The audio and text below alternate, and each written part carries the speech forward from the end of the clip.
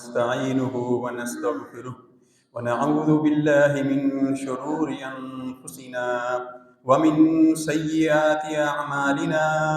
من يهده الله فلا مضل له ومن يضلله فلا هادي له. وأشهد أن لا إله إلا الله وحده لا شريك له. وأشهد أن محمدا عبده ورسوله. أما بعد فإن خير الحديث كتاب الله وخير الهدي هدي محمد صلى الله عليه وسلم وشر الأمور محدثاتها وكل محدثة بدعة وكل بدعة ضلالة وكل ضلالة في النار. يا أيها الناس اتقوا ربكم الذي خلقكم من نفس واحدة وخلق منها زوجها وبث منهما رجالا كثيرا ونساء. واتقوا الله الذي تساءلون به والأرحام إن الله كان عليكم رقيبا.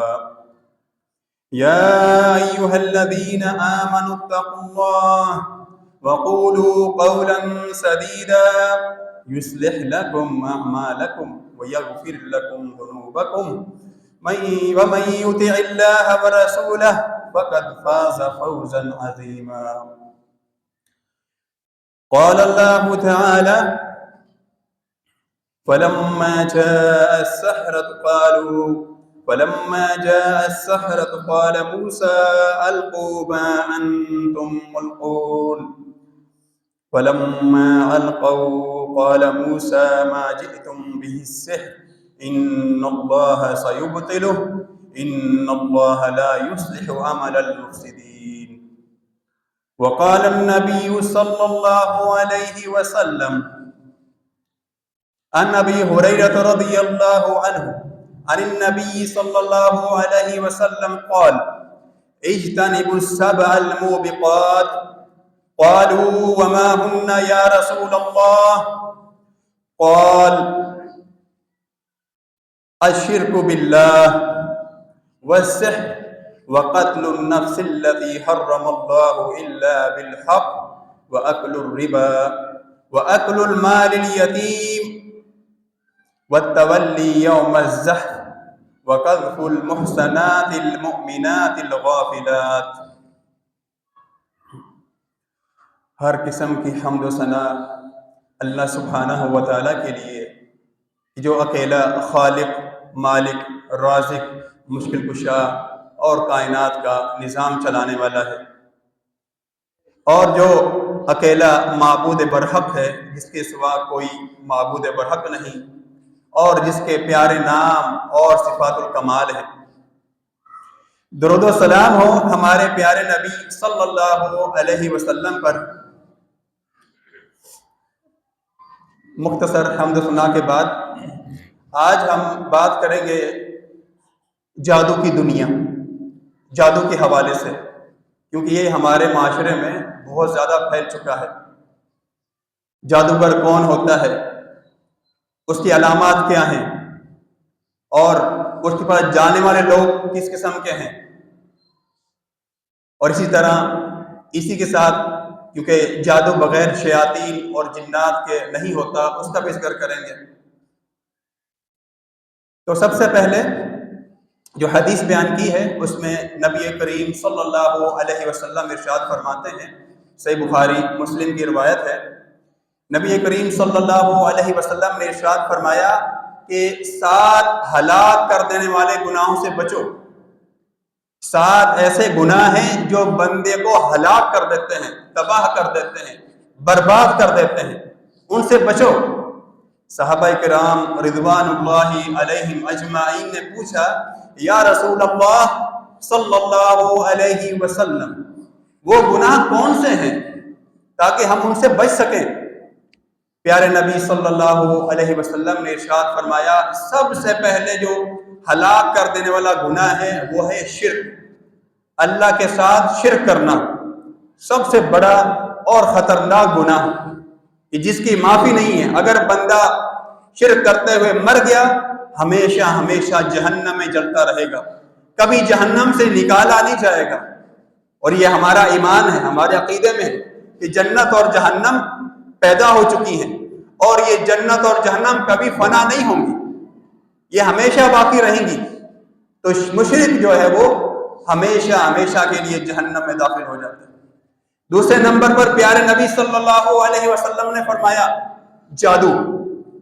جادو جو ہے یہ بھی ایسا گناہ ہے جو ہلاک کر دیتا ہے، تباہ کر دیتا ہے. انسان کی دنیا بھی برباد ہو جاتی ہے، آخرت بھی تباہ ہو جاتی ہے. جادو ایسا خطرناک گناہ ہے، اور جادو کے اندر شرک بھی ہے، کفر بھی ہے، قرآن مجید کی گستاخی بھی ہے، بدکاریاں بھی ہیں، زنا بھی ہے. ہر طرح کا گناہ آپ کو جادو میں ملے گا، کیونکہ جادوگر جب تک یہ بدکاریاں نہیں کرے گا، وہ شرک اور کفر کر کے بدکاریاں کر کے شیطان کو راضی نہیں کرے گا، شیطان اس کی مدد نہیں کرتا.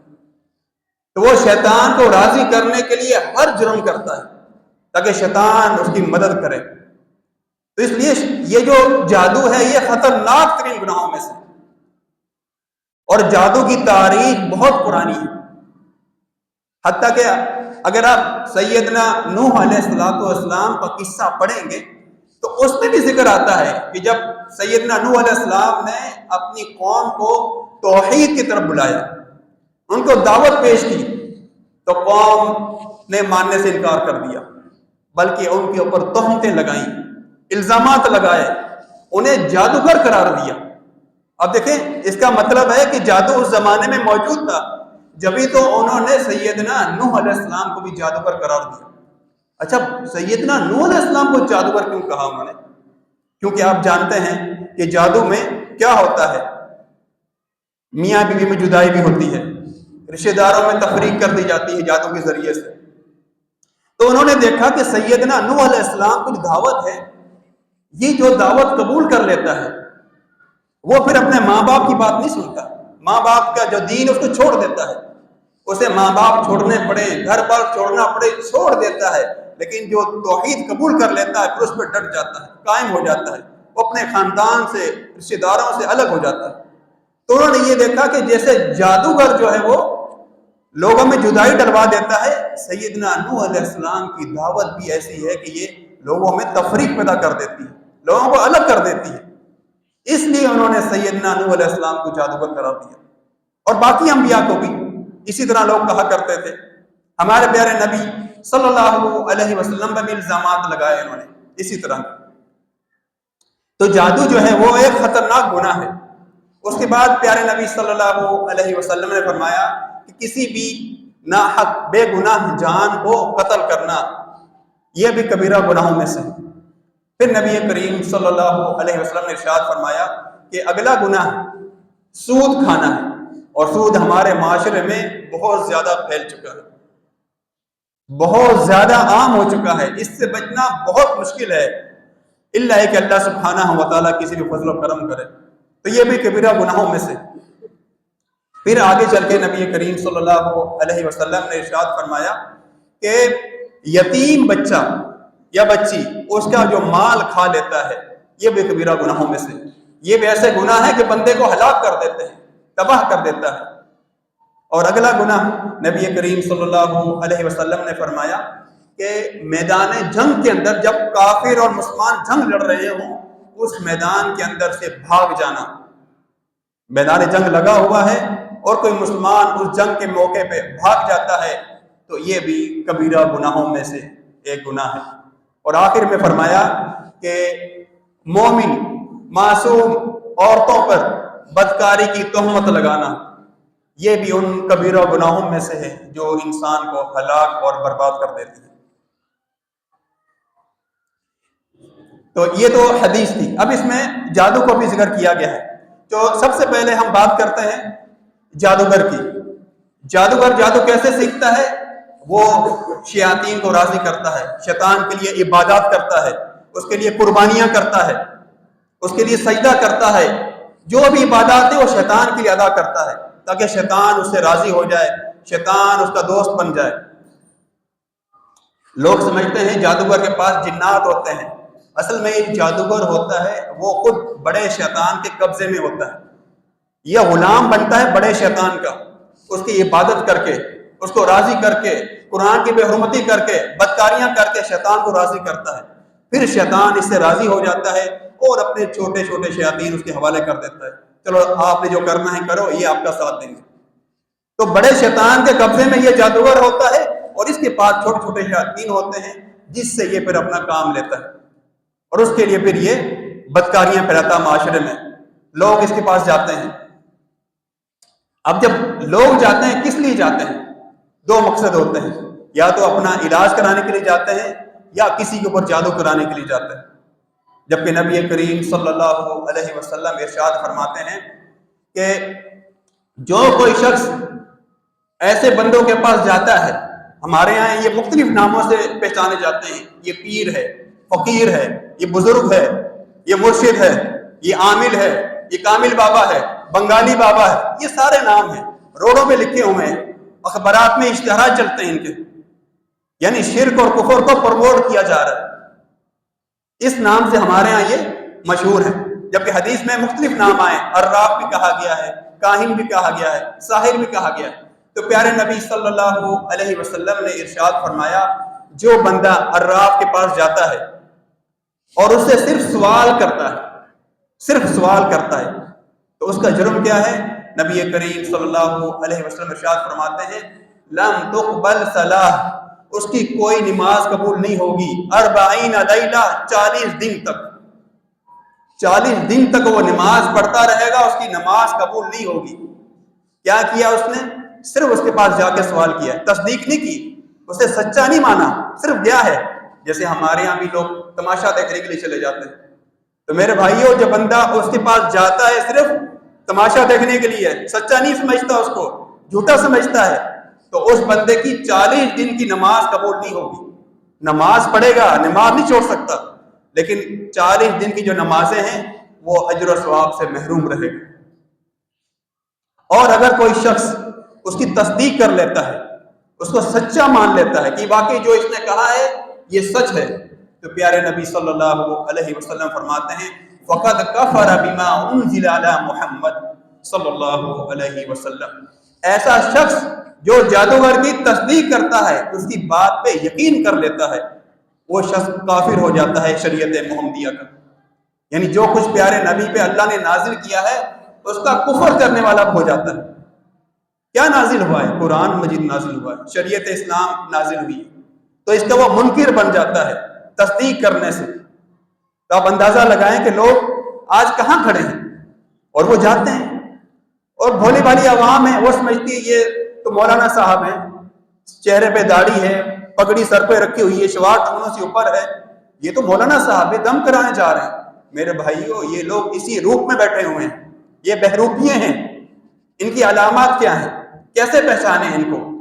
کچھ علامات، ویسے بہت ساری ہیں، کچھ جو مشہور و معروف علامات ہیں ان جادوگروں کی جو پیر صاحب کے روپ میں بیٹھے ہوئے ہیں، ان میں سے سب سے پہلی علامت کہ یہ لوگ آپ جائیں گے ان کے پاس، آپ کو بتا دیں گے آپ کا نام کیا ہے۔ آپ نے نہیں بتایا اس کو، یہ خود بتائے گا کہ آپ کا نام کیا ہے، آپ کہاں سے آئے ہیں، حتیٰ کہ بتائیں گے آپ کی جیب میں کیا ہے، آپ کس مرض سے آئے ہیں یہ بھی بتا دیں گے۔ تو عوام کے ایمان کمزور ہے، وہ فوراً سمجھتی تو بڑی پہنچی ہوئی سرکار ہے، ہاں پہنچی ہوئی ہے، لیکن شیطان کی عبادت میں پہنچی ہوئی ہے، اس کو یہ کہاں سے پتہ چلتا ہے؟ میرے بھائیوں ہر انسان کے ساتھ نا ایک قرین ہے، قرین آپ ایسے سمجھیں اس کا شیطانوں میں سے ہر انسان کے ساتھ ساتھی ہے، ہر انسان کے ساتھ ہوتا ہے، جسے ہمزاد بھی کہتے ہیں اور قرین بھی کہتے ہیں۔ حتیٰ کہ ایک حدیث میں آتا ہے سیدہ عائشہ صدیقہ رضی اللہ عنہ کے بارے میں کہ انہوں نے رسول اللہ سے پوچھا صلی اللہ علیہ وسلم کیا آپ کے ساتھ بھی یہ قرین موجود ہے؟ تو پیارے نبی نے فرمایا صلی اللہ علیہ وسلم بالکل میرے ساتھ بھی ہے، لیکن اللہ تعالیٰ نے اسے مسلمان کر دیا ہے، اب وہ مجھے کوئی نقصان نہیں پہنچا سکتا۔ تو یہ جو قرین ہوتا ہے یہ سیم ویسا ہی ہے جو میں جانتا ہوں، جو میں سمجھتا ہوں کس سے میری دوستی ہے، کس سے دشمنی ہے، کیا پسند ہے کیا ناپسند ہے، مجھے کیا تکلیفیں آئی ہیں، کیا بیماری ہے، سیم وہ سارا کچھ جانتا ہے میرے بارے میں۔ ایسے سمجھے فوٹو کاپی ہے ہماری. تو ان کے پاس جو جنات ہوتے ہیں جن کو یہ موکلات کہتے ہیں وہ شیطان ہوتے ہیں. ان کے ذریعے سے وہ ان کو بھیجتے ہیں اس مریض کے پاس کہ اس کے قرین سے خبر لے کے آؤ. اس کے ذریعے سے وہ خبر لے کر آتے ہیں اور اس بندے کو بیوقوف بنا کے ان کا ایمان لوٹ لیتے ہیں. تو میرے بھائیو اس سے بندہ کے دھوکہ نہ کھائے گی تو پہنچی ہوئی سرکار ہے. یہ جادوگر ہے, یہ علامت ہے کہ اس نے آپ کے بتائے بغیر آپ کو نام بتا دیا ہے, آپ کس کام سے آئے ہیں, کس مرض سے آئے ہیں, یہ سارا کچھ بتا دیا ہے. اس کا مطلب ہے یہ جادوگر ہے, اس سے بچیں.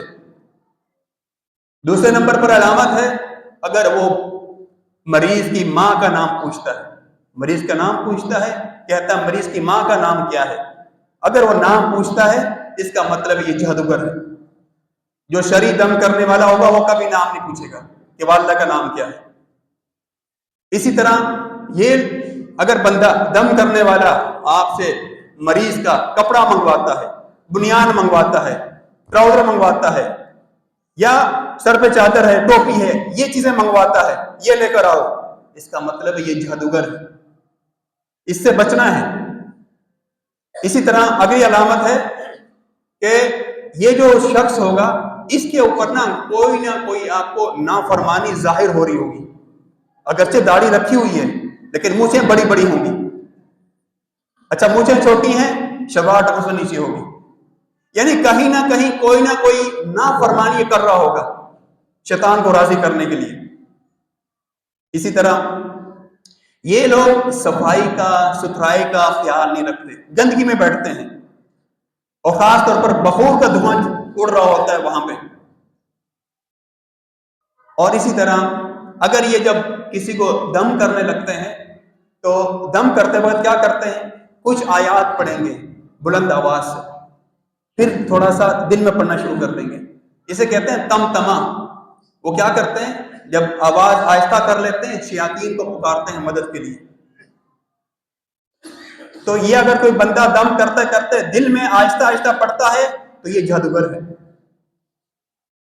پھر اسی طرح قرآن کو الٹا کر کے پڑھیں گے, نعوذ باللہ. اب سورۃ الفاتحہ شروع ہوتی ہے الحمدللہ سے, یہ والضالین سے شروع کریں گے. اسی طرح سورہ یاسین ہے اسے مبینوں کے ساتھ پڑھیں گے. مبین کیا ہے؟ سورۃ الفاتحہ سورہ یاسین کے اندر 7 بار مبین کا لفظ آتا ہے. تو کیا کرتے ہیں, پہلی بار پڑھیں گے مبین تک, پہلے مبین تک, پھر شروع کریں گے دوسرے مبین تک, پھر شروع کریں گے تیسرے مبین تک, اس طریقے سے پڑھتے ہیں. اور پھر بیچ میں شیاطین کو پکاریں گے. پھر اسی طرح دم کرتے کرتے ایک دم سے کسی سے باتیں کرنے لگ جائیں گے ہوا میں, وہ شیاطین سے باتیں کر رہے ہوتے ہیں. یہ علامت ہے یہ شخص جادوگر ہے. پھر اسی طرح دم کرتے کرتے بار بار کمرے میں جائیں گے, کمرہ ہوگا اندھیرا ہوگا بند کمرہ ہوگا, بار بار اس میں جائے گا یہ شخص. یہ علامت ہے کہ یہ جادوگر ہے. اسی طرح یہ لوگ مریض سے کہتے ہیں کسی بھی رنگ کا کہیں گے آپ جانور ذبح کرو, بکرا ذبح کرو, مرغی ذبح کرو, خاص طور پر کالے رنگ کا بکرا ذبح کرو, کالی مرغی ذبح کرو, کسی ایک کلر کا خاص کر کے بتائیں گے. اور کبھی کبھی کہیں گے آپ ایسے کرو ذبح کر کے کہیں باہر پھینک کے آ جاؤ, ویرانے میں, صحرا میں. کبھی کہیں گے آپ نے کچھ نہیں پڑھنا اس کے اوپر, بس ذبح کرنی ہے, آپ نے پھینک دینی ہے, منہ بند رکھنا ہے آپ نے. یعنی اس طریقے سے وہ شیاطین کے نام پر عبادات صرف کراتے ہیں. پھر اسی طرح اور بھی علامات ہیں کہ یہ لوگ زعفران منگواتے ہیں. زعفران بہت مہنگا ملتا ہے, منگواتے زعفران ہیں, کیا کہتے ہیں کہ ہم نے تعویذ لکھنا ہے. اور زعفران ہوتا ہے پیلے کلر کا.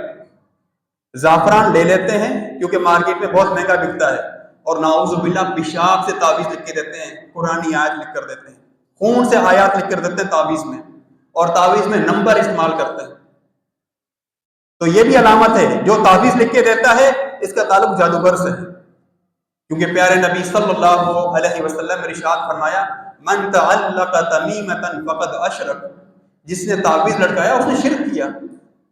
تو شرک کرنے والا, شرک کی دعوت دینے والا کوئی شرعی دم کرنے والا نہیں ہو سکتا, یہ جادوگر ہی ہو سکتا ہے.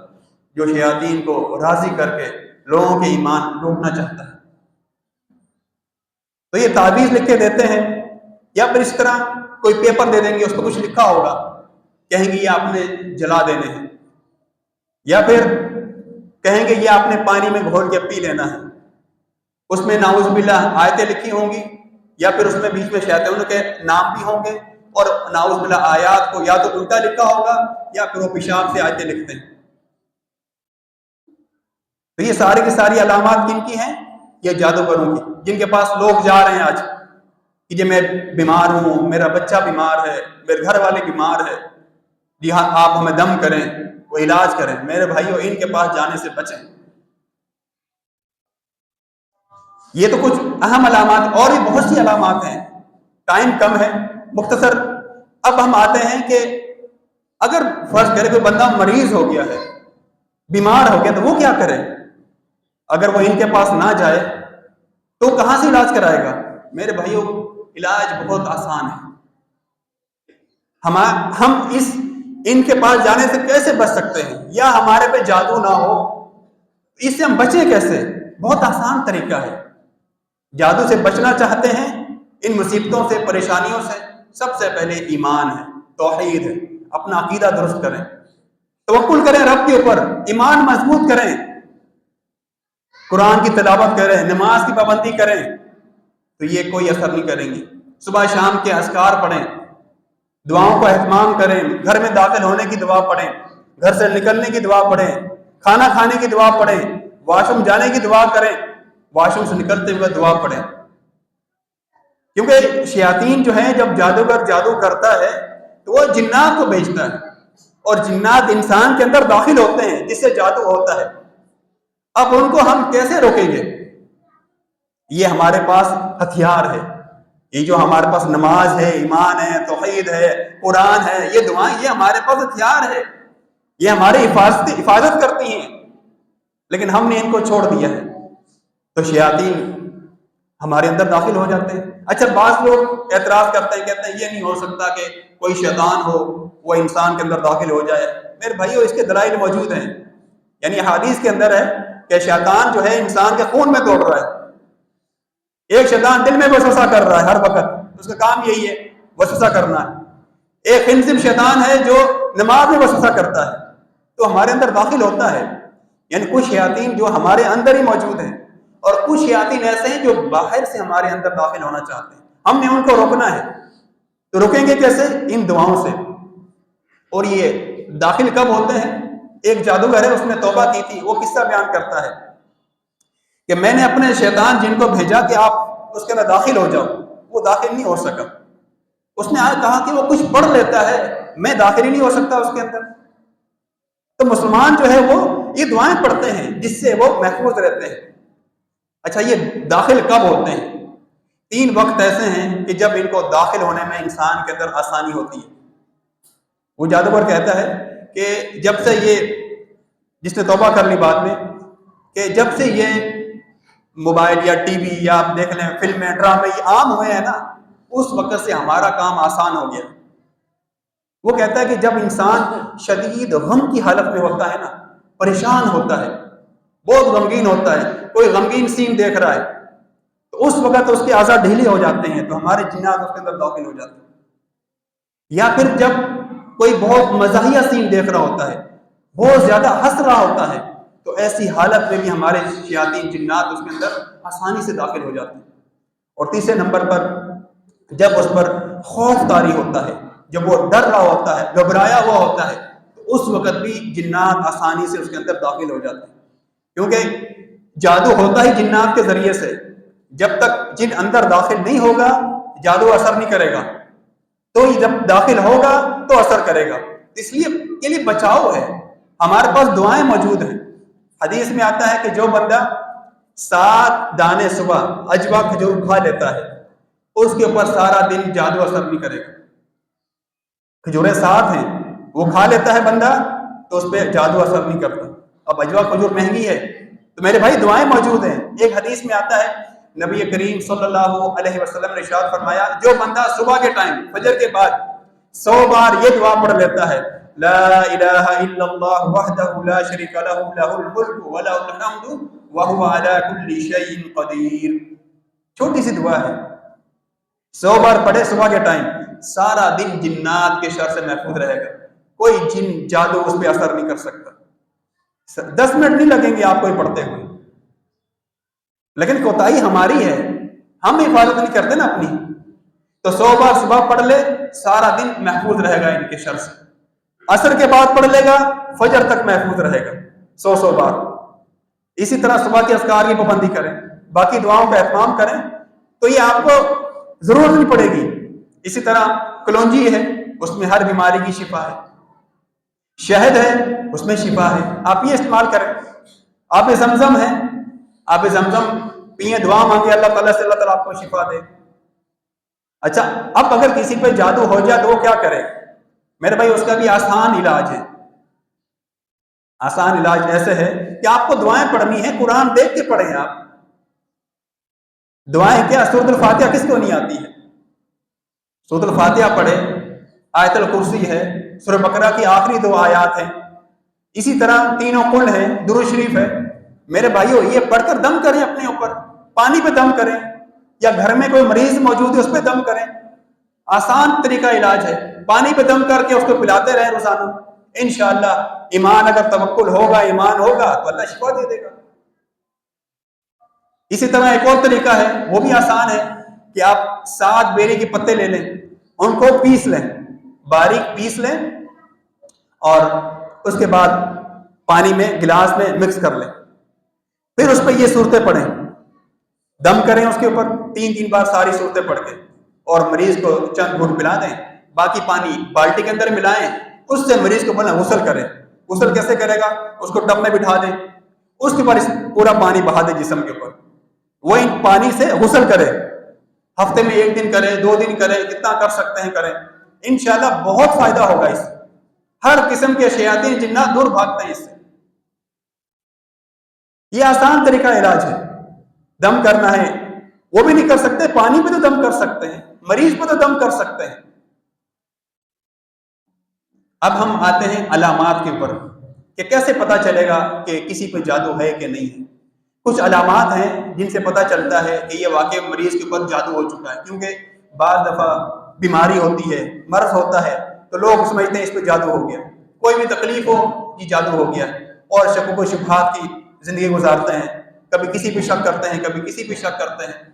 اچھا، ایک چیز بہت مشہور علامت ہے جادوگر کی، وہ میں بتانا بھول گیا، کہ جادوگر جو ہوتا ہے وہ آپ کو نام بتائے گا کہ کس نے آپ پر جادو کیا ہے. جادوگر نام بتائے گا کس نے آپ پر جادو کیا. یہ بھی ایک علامت ہے جادوگر کی. اچھا، اب مریض کی علامات کیا ہیں؟ مریض کی علامات کچھ ایسی ہیں جو جاگتے میں ظاہر ہوتی ہیں، اور کچھ علامات جو ہیں وہ سونے میں ظاہر ہوتی ہیں، خواب کی صورت میں. ایسا نہیں کہ بندہ سر میں درد ہوا بولے جی مجھے میرے پہ جادو ہو گیا، بخار ہوا، نزلہ زکام ہے، جی مجھ پہ جادو ہو گیا. نہیں میرے بھائی، کوئی بھی تکلیف ہے، کوئی مرض ہے، آپ دم کر سکتے ہیں، اور ڈاکٹر کے پاس جائیں، آپ ڈاکٹر سے علاج کرائیں. ڈاکٹر دوائی دیتا ہے، آرام نہیں آتا ہے، ٹیسٹ لکھ کے دیتا ہے، ڈاکٹر کہتا ہے ٹیسٹ بالکل آپ کے کلیئر آئے، کچھ بھی مرض نہیں ہے آپ کو، لیکن سر کا درد ہے، یا کہیں جسم میں درد ہے، یا کوئی اور بیماری ہے، وہ ختم ہی نہیں ہو رہی ہے. پھر آپ کا ذہن آ سکتا ہے کہ ہاں یہ جادو بھی ہو سکتا ہے. علامات کیا ہیں؟ مثلا اس کا دل عبادت میں نہیں لگتا ہے، اس کا دل ہی نہیں کرتا نماز پڑھنے کو، قرآن پڑھنے کو. پہلے اچھا خاصا نمازی تھا، اب ایک دم سے تبدیلی آئی کہ نماز میں دل نہیں لگتا. پہلے باجماعت نماز پڑھتا تھا، اب جماعت چھوٹ گئی، آہستہ آہستہ نماز بھی چھوٹنا شروع ہو گئی. پہلے قرآن پڑھتا تھا، اب قرآن سے بھی دور ہو گیا. پہلے صدقہ خیرات کرتا تھا، نیک عمل کرتا تھا، اب یہ نیک عمل بھی دور ہو گئے. پھر اسی طرح پہلے چست ہوتا تھا، ہر کام جلدی کرتا تھا، اب اتنا سست ہو گیا، کام میں بھی نہیں لگتا، کوئی کام نہیں کرتا.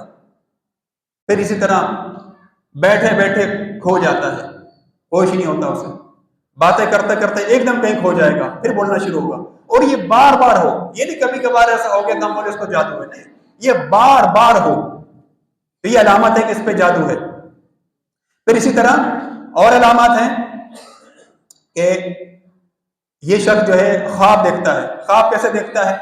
بہت زیادہ ڈراؤنے خواب آتے ہیں، کثرت سے آتے ہیں، یعنی تقریباً ہر رات خواب دیکھ رہا ہوتا ہے اور ڈراؤنے خواب آ رہے ہیں. کبھی خواب میں دیکھتا ہے پہاڑ سے گر رہا ہوں، کبھی دیکھتا ہے بلڈنگ سے گر رہا ہوں، کبھی خواب کے اندر بہت زیادہ دیکھتا ہے سانپ ہیں، بچھو ہیں، بلی ہے، کچرا کنڈی ہے، بدبودار جگہ ہے. اس طرح کے خواب بہت زیادہ آتے ہیں اس شخص کو. یہ بھی ایک علامت ہے کہ اس میں جادو ہے. اسی طرح اور علامت ہے کہ نیند کے اندر وہ چیختا ہے، چلاتا ہے، شور مچاتا ہے، یا پھر اسی طرح وہ نیند میں رونا شروع کر دیتا ہے، یا بہت زیادہ ہنسنا شروع کر دیتا ہے نیند کے اندر، یا بہت زیادہ نیند میں چلنا شروع کر دیتا ہے.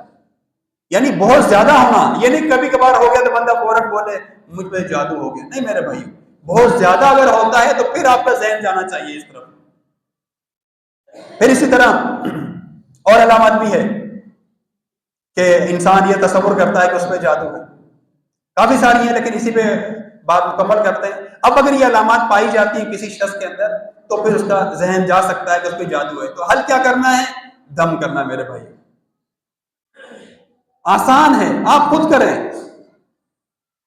یہ جو میں نے بتائی ہیں یہ صورتیں پڑھیں، لیکن اس کو پابندی سے کریں، روزانہ کریں، ناگا نہ کریں.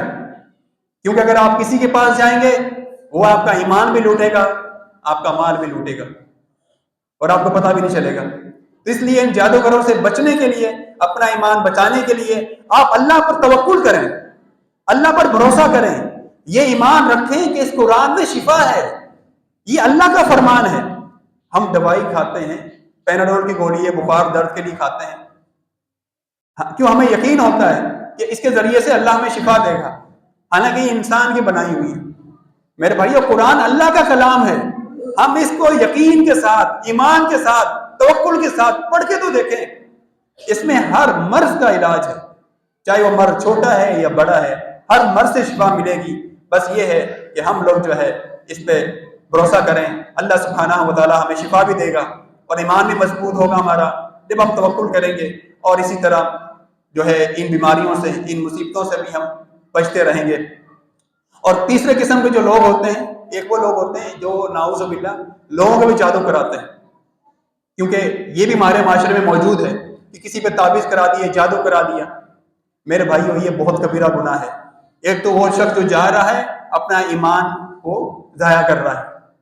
دوسری بات ہے یہ حسد کا شکار ہے، نفرت دل میں، بغض ہے. کسی کی اچھائی، کسی کی خوشی اسے دیکھی نہیں جاتی ہے.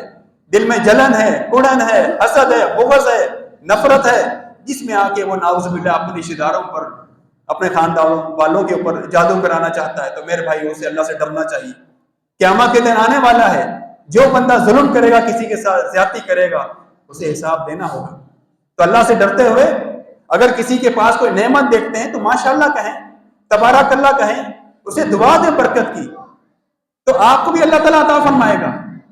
لیکن اس سے حسد کرنا، جلن کرنا، یہ زندگی اسی طرح گزر جائے گی تکلیفوں میں، مصیبتوں میں. اور ایسے لوگ کبھی چین نہیں پاتے ہیں، کبھی سکون نہیں پا سکتے. جو کسی کا سکون برباد کرتا ہے اس کو دنیا میں سکون نہیں مل سکتا. انہیں توبہ کرنی چاہیے، اللہ سے معافی مانگنی چاہیے. آج یہ کسی اور پہ کر رہے ہیں، کل کوئی ان کے اوپر کر دے گا. تو اسی حالت میں ان کی زندگی گزرتی رہتی ہے. اس لیے اللہ تعالیٰ سے دعا ہے کہ اللہ سبحانہ و تعالیٰ ہمیں شفائے کاملہ عاجلہ عطا فرمائے. اور جو لوگ بھی اس مرض میں ملوث ہیں ان سب کو اللہ سبحانہ و تعالیٰ ایمان میں سلامت رکھے اور صحت کی بھی، تندرستی کی بھی اللہ تعالیٰ نعمت عطا فرمائے اور اس مرض سے اللہ سبحانہ و تعالیٰ بچا کے رکھے. سبحان ربک رب العزت عما یصفون وسلام علی المرسلین والحمد للہ رب العالمین.